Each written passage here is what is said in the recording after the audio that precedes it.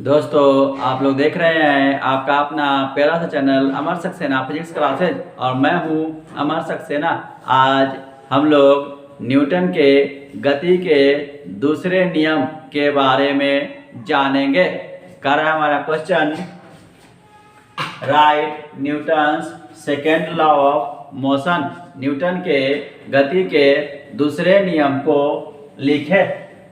Answer है the acceleration produced in the body is directly proportional to the unbalanced force applied on the body and inversely proportional to the mass of the body and the force acts in the direction of acceleration।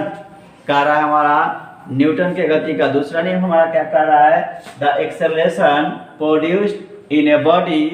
कहता है कि किसी वस्तु में उत्पन्न त्वरण is है directly proportional to the unbalance force.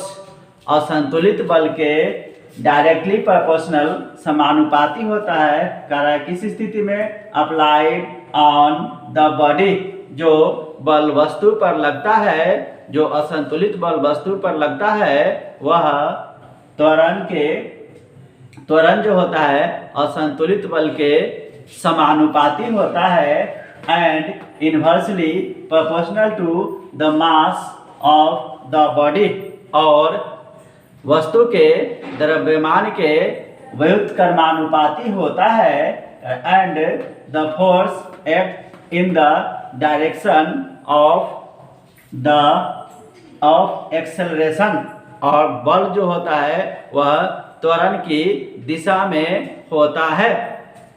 इसी को अगर हिंदी में कहा जाए तो हिंदी में हमारा क्वेश्चन होगा क्या, न्यूटन के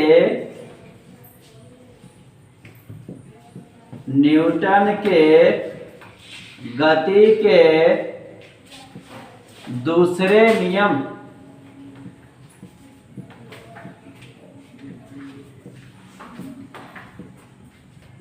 को लिखे।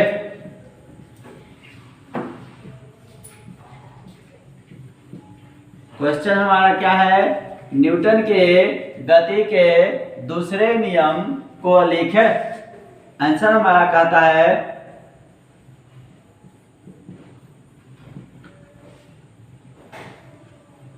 किसी वस्तु पर असंतुलित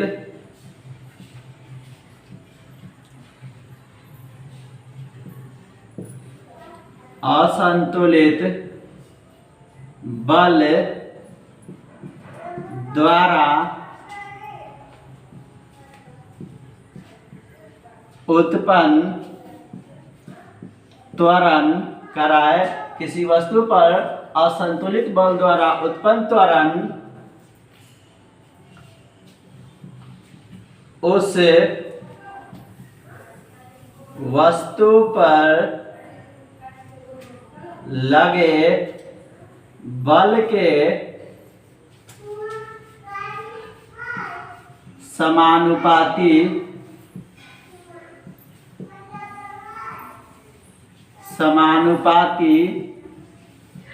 होता है और वस्तु के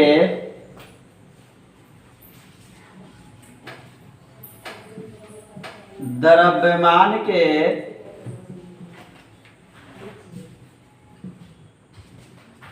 व्युत्क्रमानुपाती होता है। व्युत्क्रमानुपाती होता है तथा त्वरण की दिशा बल की दिशा में होती है।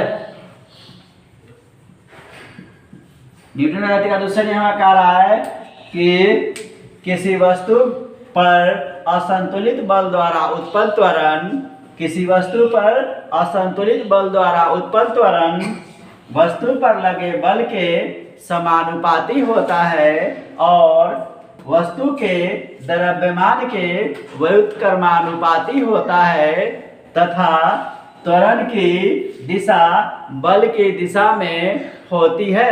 ये जो हमारा है ये न्यूटन के गति का दूसरा नियम है। दोस्तों अगर वीडियो अच्छा लगे लाइक करें, सब्सक्राइब करें, अन्य दोस्तों के साथ शेयर करें।